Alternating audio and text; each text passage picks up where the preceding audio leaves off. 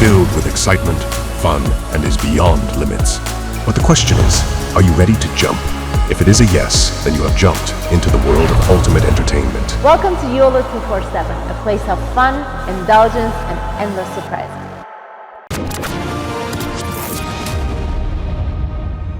जय हिंद दोस्तों, मैं हूं मेजर गौरव आर्य और आप देख रहे हैं आज की ताज़ा तरीन खबरें। जब किसी आम इंसान से पुलिस पूछताछ करती है तो वो शख्स खतरे में होता है। सुनिएगा ध्यान से दोस्तों, जब किसी आम इंसान से, आपसे, मुझसे पुलिस सवालात पूछती है तो हम खतरे में होते हैं, लेकिन जब किसी मीडिया हाउस से पुलिस सवाल पूछती है तो लोकतंत्र खतरे में होता है।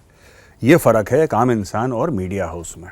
वहां पर सिर्फ एक इंसान खतरे में होता है, यहां पे लोकतंत्र खतरे में हो जाता है, अभिव्यक्ति की आज़ादी खतरे में हो जाती है, संविधान डोलने लगता है, भारत की रेपुटेशन पूरी दुनिया में धूमल हो जाती है। बहुत थू-थू होती है भैया दुनिया में।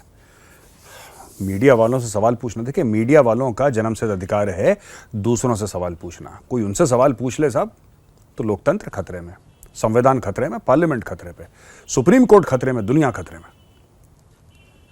अगर मैं एज गौरव आर्य विदेश से पैसे लेता हूं भारी मात्रा में, तो पुलिस मुझसे जाहिर सी बात है पूछेगी, इन्फोर्समेंट डायरेक्टरेट पूछेगी कि साहब ये करोड़ों करोड़ों रुपए जो आपके पास लगातार साल दर साल आ रहे हैं, ये क्यों आ रहे हैं, किस मकसद से आ रहे हैं।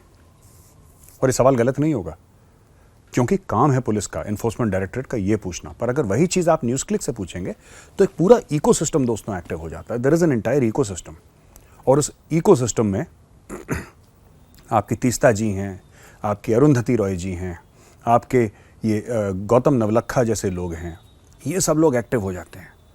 और फिर आप देखेंगे कि कोई अनजान सी बॉडी अमेरिका में कोई एनजीओ है, वो कहता है कि साहब ये जर्नलिस्ट को बड़ा खतरा है भारत में। यानी कि जर्नलिस्ट कुछ भी करे, मीडिया की जो लॉबीज हैं भारत में वो कुछ भी करें दोस्तों, उनके साथ खून माफ है। आप उनसे कुछ पूछ नहीं सकते, आपने पूछा तो सब कुछ खतरे में आ जाता है। फिर भारतवासी होना भी बेकार है, भारत में पैदा होना भी बेकार है, और भारत बहुत एक ऐसी जगह है जो बड़ी अनसेफ है जर्नलिस्ट। ये बातें सामने आ जाती हैं दोस्तों। ये जो पूरा केस चल रहा है, ये पूरा न्यूज़ क्लिक वाला मामला है, क्या मामला है? ये तो यही है कि 38 करोड़ रुपए बाहर से आए, और पूछा क्या गया है कि साहब ये 38 करोड़ रुपए आए क्यों, आपने इसका किया क्या, और क्या आपने ऐसा बोला है कि अरुणाचल प्रदेश भारत का अभिन्न अंग नहीं है, कश्मीर भारत का अभिन्न अंग नहीं है। ये आपको डायरेक्शन कहाँ से आए, ये पैसे आपको क्यों मिले? जाहिर सी बात है। न्यूज़ क्लिक का नाम कम से कम दोस्तों मैंने तो नहीं सुना था, मैंने कभी नहीं सुना था। ये कंट्रोवर्सी से पहले I had never heard of news click, मैंने कभी नाम ही नहीं सुना था न्यूज़ क्लिक का। कौन न्यूज़ क्लिक, कैसा न्यूज़ क्लिक, कहाँ का न्यूज़ क्लिक? तो ऐसी ऑर्गेनाइजेशन को 38 करोड़ रुपए कोई छोटी रकम नहीं होती है। ऐसी ऑर्गेनाइजेशन जिसका किसी ने नाम नहीं सुना, जिसको कोई पढ़ता नहीं है, जिसका कोई सर्कुलेशन नहीं है, उसको 38 करोड़ रुपए कोई क्यों देगा? कारण क्या है? अच्छा, दूसरी तरफ आप ये भी सवाल पूछ सकते हैं कि साहब 38 करोड़ रुपए उसको दिए तो चाइना क्यों देगा उसको पैसे? चाइना ने पैसे दिए हैं, राइट? चाइना ने पैसे दिए हैं और अमेरिका के थ्रू दिए हैं।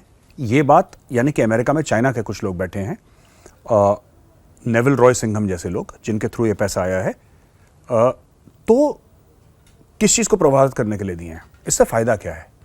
इससे फ़ायदा सिर्फ ये है, दो किस्म का फ़ायदा होता है दोस्तों।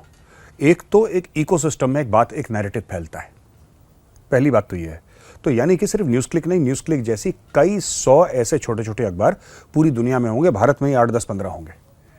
वो लोग एक इको चेंबर बनाते हैं, इसकी आवाज़ वो बुलंद करता है, उसकी आवाज़ वो बुलंद करता है, उसकी आवाज़ वो बुलंद करता है, फिर वो किसी को पैसा देते हैं तो शाम को 9 बजे की डिबेट में कोई अपनी आवाज़ बुलंद करता है, कोई इस तरीके से। पहली चीज़ ये। दूसरी चीज़, मनी ट्रांसफ़र होता है यहाँ से, यानी कि आपने पैसा न्यूज़ क्लिक को दे दिया, न्यूज़ क्लिक ने किसी को 30 लाख दिए, किसी को 50 लाख दिए, किसी को 60 लाख दिए, इस तरीके से पैसा घूमता रहता है। दोस्तों ये काम करा था न्यूज़ क्लिक ने, लेकिन जब न्यूज़ क्लिक से सवाल जवाब हुए, जब उनका जो एडिटर है उसको अरेस्ट करा गया, तब यहाँ पे बड़े लोगों को मौत आ गई। मैं सिर्फ एक चीज़ कहना चाहता हूँ, बिल्कुल ठीक करा अरेस्ट उसको, बिल्कुल ठीक करा। और मैं मीडिया का हिस्सा होने के बावजूद ये कहता हूँ कि अगर किसी ने कानून तोड़ा है तो उसके ऊपर कार्रवाई होनी चाहिए। मीडिया वाला होना ये मतलब नहीं कि आप कोई कवच पहन के आए हैं और आप बुलेट प्रूफ हैं और आपको कोई छू नहीं सकता। ये नहीं हो सकता है। यही लोग जो आज इतना चिल्ला रहे हैं कि मीडिया की आज़ादी खतरे में और लोकतंत्र खतरे में है, मैंने इनके मुंह से चू नहीं सुनी जब अर्नब को तलोजा जेल में टॉर्चर किया जा रहा था। और मैं इसलिए नहीं बोल रहा क्योंकि अर्नब दोस्त है मेरा, दोस्ती अपनी जगह, फैक्ट्स और फिगर्स अपनी जगह। किसी ने मुंह तक नहीं खोला अपना। कुछ थे जिनको जब बहुत प्रेशर आया, बहुत थू हुई, तब जाके उन्होंने बोला 1 हफ्ते के बाद, 4-5 दिन के बाद कि नहीं ये गलत हुआ है, नहीं होना चाहिए था, लेकिन सब लोग चुप थे। ये लॉबीज बनी है मीडिया में, मैं आपको बता रहा हूं, और ये लॉबीज इतनी खतरनाक हैं दोस्तों, ये इतनी खतरनाक लॉबी है कि ये देखते हैं कि आप पॉलिटिकल स्पेक्ट्रम के किस तरफ हैं, तब जाके आवाज उठाते हैं ये, वरना ये नहीं उठाते आवाज। जब अर्नब के घर में पुलिस के कमांडोज घुस गए थे, उसके परिवार को परेशान करा, उसको टॉर्चर करा, तब ये लोग बिल्कुल चुप थे, किसी ने मुंह तक नहीं खोला। उस समय लोकतंत्र खतरे में नहीं था, उस समय भारत की डेमोक्रेसी खतरे में नहीं थी, उस समय कानून व्यवस्था खतरे में नहीं थी, उस समय अभिव्यक्ति की आज़ादी खतरे में नहीं थी। वो सब बिल्कुल ठीक था, बिल्कुल ठीक था। लेकिन एक यहाँ पे बंदे को, जिसको चाइना का आशीर्वाद है, उसको जेल में डाल दिया तो भैया मौत आ गई सबको। और जितनी देर ये जेल में रहे, मुझे लगता है भारत का उतना ही भला होगा। अच्छा, उधर मुल्ला याकूब, डिफेंस मिनिस्टर ऑफ तालिबान, जो अफगानिस्तान को रूल कर रही है तालिबान, उसके, तो उन्होंने बोल दिया कि पाकिस्तान की जो कारकर्दगी रही है, पाकिस्तान का जो अमल रहा है, बहुत बुरा रहा है। पाकिस्तान ने जो अफगान रेफ्यूजीज़ हैं उनके साथ बहुत बुरा करा। और यही बात मैं भी कहते आया हूँ इसी प्लेटफॉर्म पे दोस्तों, कई बार मैंने कहा है। और मैंने ये कहा है कि यार देखो, छोटी सी बात समझिए, जब पाकिस्तान को अफगानी चाहिए थे कश्मीर में जिहाद के लिए, अफगानिस्तान में जिहाद के लिए, तो उनको पाला पोसा। अब अमेरिकन चले गए अफगानिस्तान से, यहां पे सीज फायर है लाइन ऑफ कंट्रोल में, अब इनको भारी लगने लगे वही अफगान रेफ्यूजीज। और अफगान रेफ्यूजीज जो इन सब चीज़ों में मुलव्विस थे वो बहुत कम है, 5-10% हैं, बाकी 90% तो नॉर्मल ज़िंदगी जी रहे हैं। और वो पाकिस्तान आए क्यों? क्योंकि पाकिस्तान ने उन्हीं के घर में अफगानिस्तान में आग लगा दी अमेरिका से पैसा लेके। तो आज की तारीख में 10 से लेकर 15 लाख अफगान रेफ्यूजीज सफ़र करेंगे, परेशान होंगे, क्योंकि पाकिस्तान दोगला है।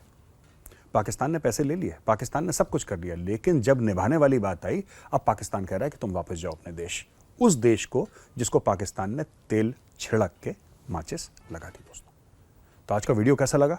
अगर पसंद आए तो उस वीडियो को लाइक जरूर करिएगा। मैं कल फिर हाजिर होऊंगा एक नए वीडियो के साथ, तब तक के लिए जय हिंद। इसको